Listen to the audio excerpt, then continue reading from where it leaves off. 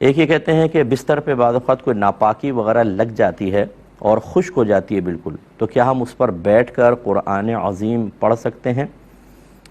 دیکھیں، ادب کے خلاف ہے، اگرچہ نہ گناہ ہے نہ ناجائز ہے، اور بلکہ خاص طور پہ اگر گدے پہ جیسے بچے وغیرہ پیشاب کر دیتے ہیں، اس پہ آپ نے ایک چادر بچھا دی ہے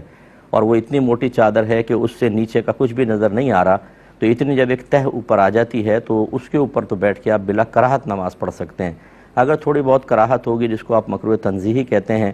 آپ صرف قرآن پاک کی تلاوت کرنا چاہ رہے ہیں، تو وہ صورت ہوگی کہ چادر وغیرہ کوئی نہ ہو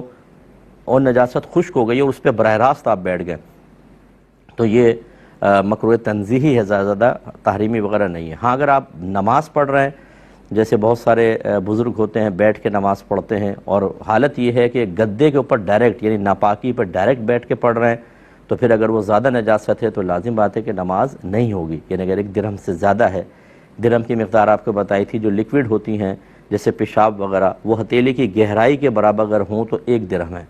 جیسے آپ اس پہ پانی ڈالیں، جب ٹپکنے لگائے تو رک جائیں، یہ 1 درہم کہلاتا ہے۔ اگر گدے پہ نجاست 1 درہم سے زائد ہے اور اس پر بیٹھ کے نماز پڑھی تو ہوگی نہیں۔ اگر 1 درہم کے برابر ہے تو نماز ہو جائے گی، لیکن واجب العیادہ ہے، دوبارہ پڑھنی ہوگی، اور 1 درہم سے کم ہے تو نماز ہو جائے گی، لوٹانا سنت ہے،